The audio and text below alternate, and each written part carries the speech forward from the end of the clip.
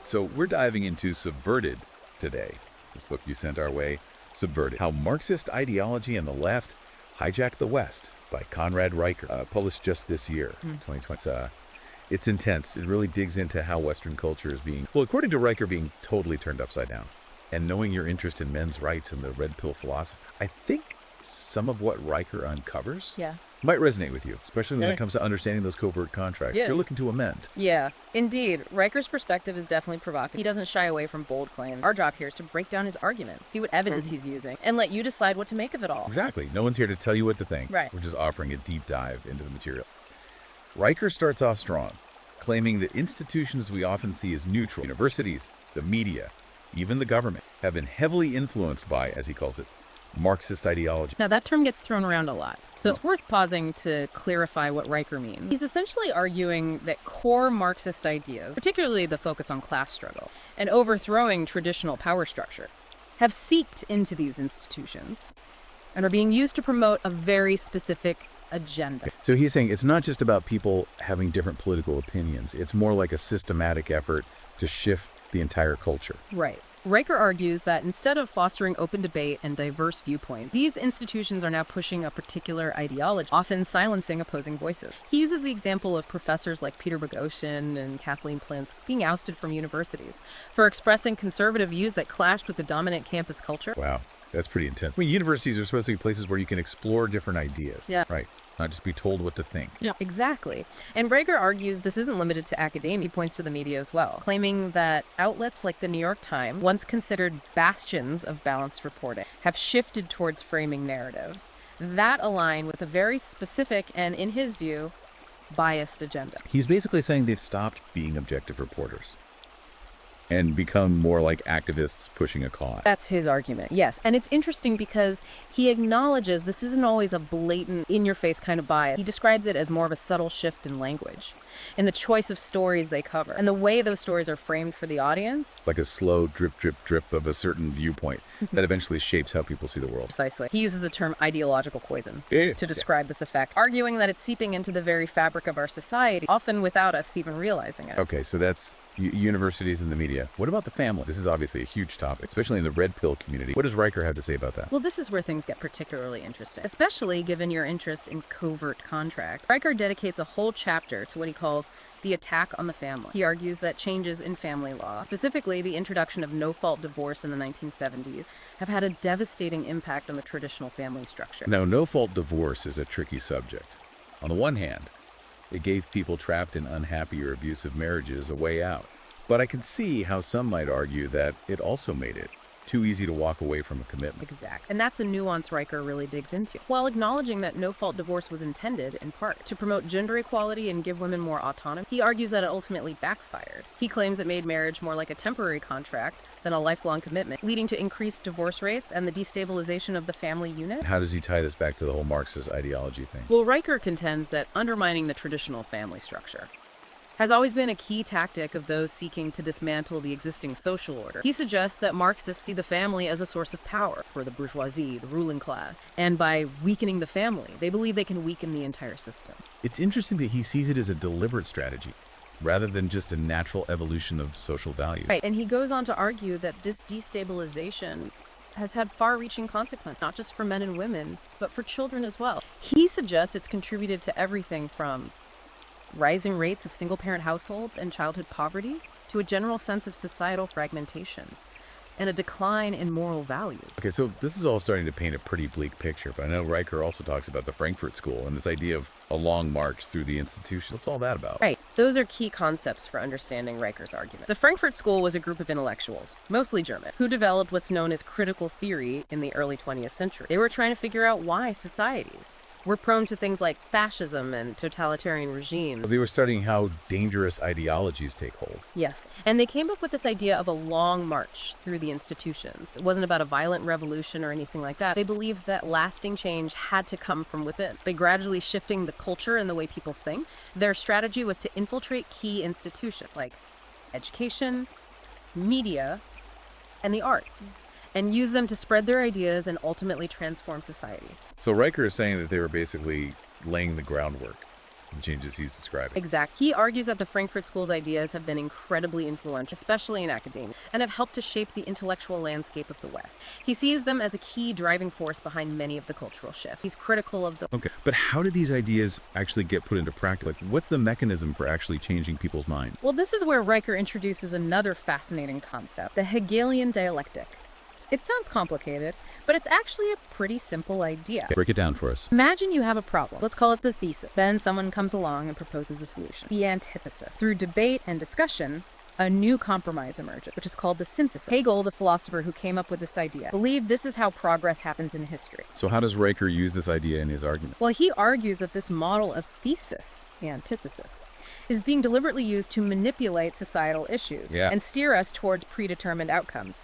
He suggests that most pushing a particular agenda will often create or highlight a problem, then offer a solution that seems reasonable on the surface, but actually advances their own goals. Can you give us a concrete example? Sure. Riker points to the issue of economic inequality. He argues that this issue is often framed in a way that creates outrage, and then used to justify policies like wealth redistribution or increased government control, even if those policies might have unintended consequences down the line. He sees this as a deliberate manipulation of the Hegelian dialectic to achieve a specific ideological end. So he's saying we're not just having organic debates and arriving at solutions through consensus. We're being steered in a particular direction. That's his argument, yes. And he suggests that this is happening on a wide range of issues, from climate change to social justice movement. He believes we need to be aware of this tactic and to think critically about the solutions being presented to us, rather than just accepting them at face value. Wow, this is heavy stuff. We've talked about universities, media, the family, the Frankfurt School, the Long March, and the Hegelian Dialectic.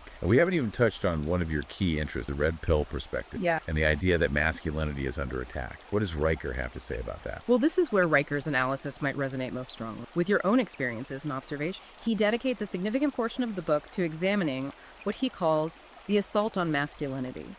He argues that traditional male roles and values are being systematically demonized, and that men are being portrayed as inherently toxic and oppressive. This is something we hear a lot about in the red pill community. But how does Riker back up this claim? What evidence does he present? He points to a number of trends, including the rise of what he calls radical feminism, the push for gender-neutral language, and the increasing portrayal of men in a negative light in popular culture. He also links this to the decline of traditional industries that once provided men with a sense of purpose and identity, like manufacturing and blue-collar jobs. So he's saying that these economic and cultural shifts have left men feeling lost and unsure of their place in society. Exactly. And he argues that this has led to a range of negative consequences, including rising rates of male suicide, substance abuse, and men dropping out of the workforce. This is where I think it gets really interesting, especially for those of us who are trying to understand the dynamics of modern relationship. If men are feeling this sense of emasculation and loss of identity, how does that impact the way they interact with women, both in romantic relationships and in society as a whole? That's a crucial question, and it's something Riker explores in depth. He argues that this assault on masculinity has created a climate of hostility and resentment between the sexes. He suggests that many men feel like they're constantly walking on eggshells, afraid to express themselves authentically for fear of being labeled as sexist or misogynistic. This definitely aligns with some of the red pill ideas about the dangers of suppressing masculine energy and the need for men to reclaim their authentic selves. It sounds like Riker is offering a pretty scathing critique of modern feminism. Does he offer any alternative solution, or is he just focused on the problem? That's a great question. And it leads us into the next part of Riker's argument, where he starts to offer his own vision for how we can address these issues and rebuild the West, as he puts it. Okay, well, hold that thought. We're going to take a quick break, and when we come back, we'll dive into Riker's proposed solutions and how they might resonate with your own goals of understanding and amending those covert contracts. All right, so we've laid out some of the core arguments from Subverted. Riker paints a pretty intense picture of how these cultural shifts are impacting the West. But before we spiral into despair, let's talk about what he suggests we do about it. You know, action steps, not just doom and gloom, especially since you're looking to understand those covert contracts and figure out how to rewrite them. You're right. Riker doesn't just leave us hanging. He actually spends a good chunk of the book outlining what he sees as the path forward. And it's surprisingly focused on the power of individual action. He argues that we don't have to wait for some grand societal shift. Each of us can start making changes right now. That's empowering. It's easy to feel helpless when you're talking about these huge cultural trends, but what kind of individual actions does he suggest?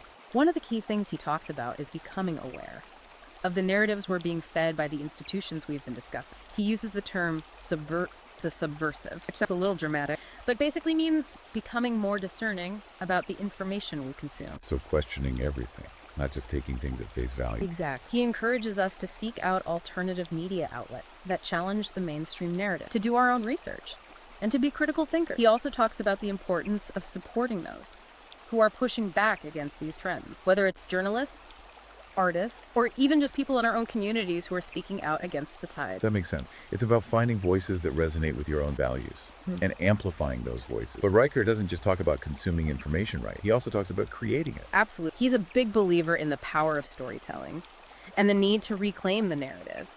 He encourages people to share their own experience, to write, to create art, to find ways to express their own perspective, and challenge the dominant cultural narrative, especially those narratives that might feel at odds with the traditional values and roles that resonate with the red pill philosophy. This is where I think the idea of covert contracts really comes into play. If we're going to rewrite those unspoken agreements that govern our relationships and interactions, we need to start by understanding where those contracts came from and how they've been shaped by these larger cultural forces. Precisely. Riker's analysis provides a framework for understanding how these forces have influenced our expectations of men and women, our beliefs about marriage and family, and even our own sense of identity.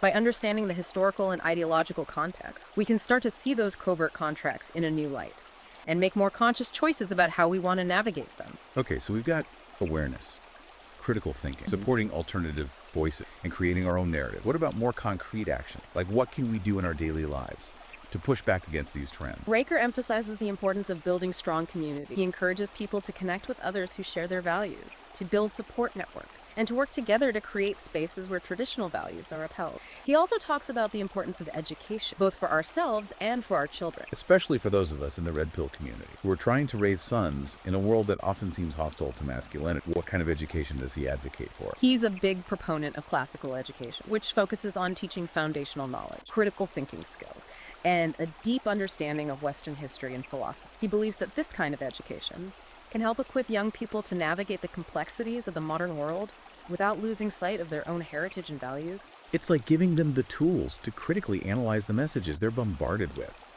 and to make their own informed decision. I can see how that would be really valuable, especially for young men who are trying to figure out their place in the world. Right. And Riker also emphasizes the importance of teaching young people about the pitfalls of ideology. He wants them to be able to recognize when they're being manipulated, or when their emotions are being used to steer them towards a particular agenda. He believes that by developing a strong sense of critical thinking and a healthy skepticism of grand narrative, they can become more resilient and less susceptible to ideological indoctrination. That's a great point. It's not about telling them what to think. It's about giving them the skills to think for themselves. And we've talked a lot about the cultural and intellectual aspects of Riker's argument, but he also addresses more personal, practical issues, right? Like, what about relationships? You're right, and this is where it ties back to your interest in understanding those covert contracts. Riker argues that one of the most powerful ways to resist these negative trends is to build strong, healthy, based on traditional values. He emphasizes the importance of marriage, of commitment, of men and women working together to create stable and loving homes for themselves and their children. So it's not just about changing the world out there. It's about building strong foundations in our own lives. Exactly. He believes that by focusing on creating strong families and community, we can start to rebuild the fabric of society from the ground up. He sees this as the antidote to the fragmentation and isolation that he believes has been fueled by the trends he describes in the book. Okay, so we've got awareness, critical thinking, building community, education, and focusing on strong relationships. It's a pretty comprehensive approach. Yeah. But Riker also acknowledges that it's not going to be easy. Right? I mean, we're talking about going against some pretty powerful cultural currents. You're right. He doesn't sugarcoat the challenge. He argues that this is a long-term struggle, a battle for the hearts and minds of the next generation. But he also believes that it's a battle worth fighting, a fight for the very soul of Western civilization. That's a pretty powerful statement. But what about those of us who are already in relationship, who are maybe feeling the effects of these cultural shifts in our own lives? What advice does Riker offer for those who are trying to navigate the complexities of modern relationships? This is where I think Riker's analysis can be particularly helpful for those of you in the red pill community who are seeking to understand and amend those covert contracts. He encourages couples to have open and honest conversations about their expectations, their roles, and their needs. He believes that by communicating clearly and respectfully, couples can create relationships that are more fulfilling and equitable. So it's about renegotiating those contracts, making them more explicit and conscious. Exactly. And it's about recognizing that those contracts have been shaped by forces beyond our individual control. By understanding how those forces have influenced our beliefs and expectations, we can start to make more conscious choices about the kind of relationships we want to create. This is all great stuff, but I'm curious, does Riker offer any specific strategies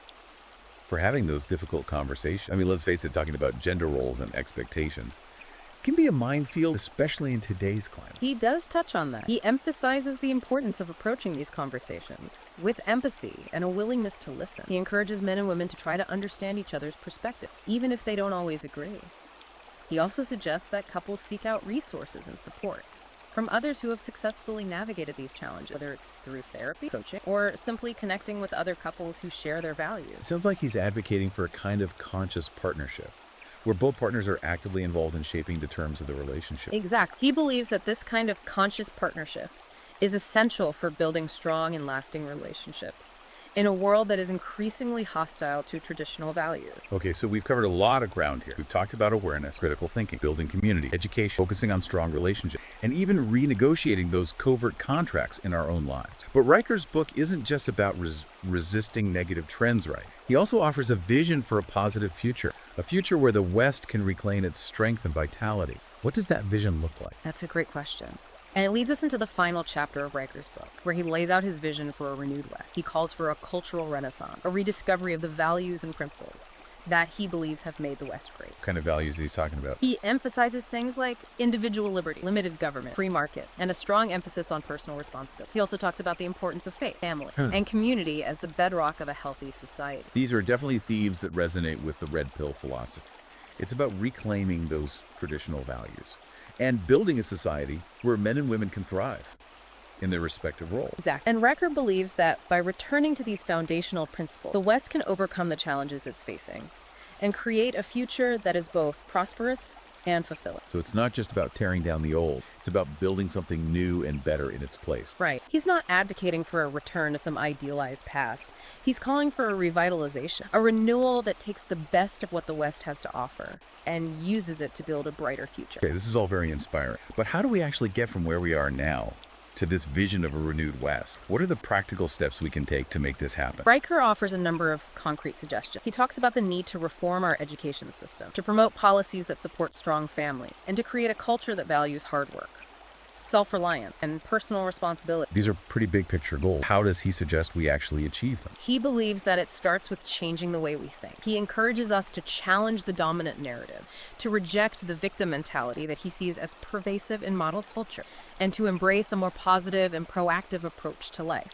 He also emphasizes the importance of getting involved in our community, of supporting organizations and individuals who are working to promote these values, and of speaking out against injustice and corruption wherever we see it. It's about taking ownership, right? Not waiting for someone else to fix things, but stepping up and doing what we can to make a difference. Exactly. And he believes that even small acts of resistance, even just speaking out against something you see as wrong, can have a ripple effect. He encourages us to never underestimate the power of individuals to create change. This is all very inspiring. But Riker also acknowledges that there are powerful sources of aid against those who are trying to push back against these trends. I mean, we're talking about challenging some deeply entrenched ideologies and institutions. You're right. He doesn't shy away from the fact that this is going to be an uphill battle. He argues that those who are pushing for a radical transformation of society have a lot invested in maintaining the status quo. How do we overcome those obstacles? How do we fight back against those who are trying to silence us or marginalize our viewpoints? Riker offers a number of strategies. He talks about the importance of building coalition, of finding common ground with others who share our values, even if they don't agree with us on everything. He also emphasizes the need to be strategic, to choose our battles wisely, and to focus on areas where we can have the most impact. Sounds like he's advocating for a kind of intellectual warfare, where we need to be as smart and cunning as our opponents if we're going to win this battle of ideas. Exactly. He believes that we can't afford to be naive or to underestimate the challenges we're facing. But he also believes that we have powerful weapons on our side. Weapons like truth, logic, reason, and a deep understanding of our own history and values. So it's not just about being right. It's about being effective. It's about knowing how to frame our arguments, how to connect with people who might not share our views, and how to build a movement that can actually achieve lasting change. Right. And he believes that by combining a deep understanding of the problems with a clear vision for the future and a willingness to fight for what we believe in, we can ultimately succeed in reclaiming the West and building a brighter future for ourselves and for generations to come. This has been an incredible deep dive. We've covered so much ground, from the subversion of institutions to the assault on masculinity, from the power of the Hegelian dialectic to the importance of building strong families and communities. But I know we're not done yet. Riker also delves into some very specific topics that are incredibly relevant to the red pill community. Topics like the impact of feminism, the dynamics of modern relationships, and the challenges facing men in today's world. You're right, and those are topics we'll be exploring in the next part of our deep dive. We'll delve into Riker's analysis of how feminism has shaped our culture, his critique of the modern dating landscape, and his insights into the unique challenges facing men in a world that often seems hostile to traditional masculinity. Okay, well, hold that thought. We're going to take a quick break. And when we come back, we'll unpack those topics and see how Riker's perspective might offer valuable insights for those of you who are seeking to understand and navigate the complexities of modern relationships. All right, we're back, ready to tackle some of the more relationship-focused aspects of Subverted. I know this is where a lot of guys in the red pill community really tune in. Riker definitely doesn't shy away from addressing feminism and its impact on modern dating. You're right, he dives right into it, and this is where his analysis can be particularly helpful. For those of you who are trying to understand and amend those covert contracts you've mentioned, Riker argues that modern feminism, particularly what he calls radical feminism, has shifted the power dynamics between men and women in a way that's created a lot of confusion and resentment. Okay, so what's his take on how that shift has played out? He argues that while the initial goals of feminism, things like equal pay and opportunities for women, were absolutely valid, the movement has, in his view, gone too far. He suggests that it's now focused on demonizing men and masculinity, portraying men as the enemy and women as perpetual victims. That's a pretty strong statement. I can see how some people might find that offensive, but I think it's important to remember that we're just exploring Riker's arguments here, not endorsing them. Exactly. It's up to each listener to decide what they make of his analysis. But I think it's worth considering how this perspective might shed light on some of the frustrations and challenges that men are experiencing in modern relationships. If you're feeling like the rules of the game have changed, that the traditional roles and expectations no longer apply, Riker's analysis might offer some insight. So how does this all connect to the idea of covert contract? Well, Riker argues that these unspoken agreements between men and women have been dramatically altered by the rise of feminism. He suggests that many men are still operating under the old contracts, while women have moved on to a new set of expectations that are often unstated and confused. This can lead to a lot of misunderstandings, miscommunication, and ultimately relationship breakdown. It's like we're speaking different languages, right? Exactly, and that's why Riker emphasizes the importance of having open and honest conversations about expectations, roles, and needs. He believes that by making those covert contracts more explicit, couples can avoid a lot of the frustration and resentment that often arises in modern relationships. That makes sense. It's about getting everything out on the table, being clear about what each person wants and expects. But Riker doesn't just focus on the challenges, right? He also talks about how men can thrive in this new landscape. You're right, he's not all doom and gloom. He actually offers some very practical advice for men who are trying to navigate the complexities of modern dating and relationships. He emphasizes the importance of self-improvement, of becoming the best version of yourself, both physically and mentally. He talks about the need for men to develop strong self-esteem, confidence, and a clear sense of purpose. This is where I think the red pill philosophy really aligns with Riker's message. It's about men taking responsibility for their own lives, for their own happiness, and for creating the kind of relationships they want. Exactly. Riker also encourages men to be assertive, to set clear boundaries, and to not be afraid to walk away from relationships that aren't serving them. He believes that by having high standards and being willing to say no, men can create more fulfilling and equitable relationships. That's empowering, right? It's not about being a jerk or trying to control women. It's about knowing your worth and not settling for less than you deserve. Right, and it's about recognizing that women are attracted to men who are confident, who have a strong sense of purpose, and who are willing to lead. This all ties back to his earlier point about the assault on masculinity. If society is telling men that their traditional roles and values are no longer valid, it's up to men to redefine masculinity on their own terms. Exactly. And Riker believes that by embracing their authentic masculinity, by developing their strengths and living with purpose, men can not only create fulfilling relationships, but also become a force for positive change in the world. Okay, so we've got a lot to think about here. We've explored how feminism has impacted modern relationships, the importance of understanding and renegotiating covert contracts, and Riker's advice for men who are trying to navigate this new landscape. But we haven't even touched on his final message, his vision for the future. What does Riker see as the path forward?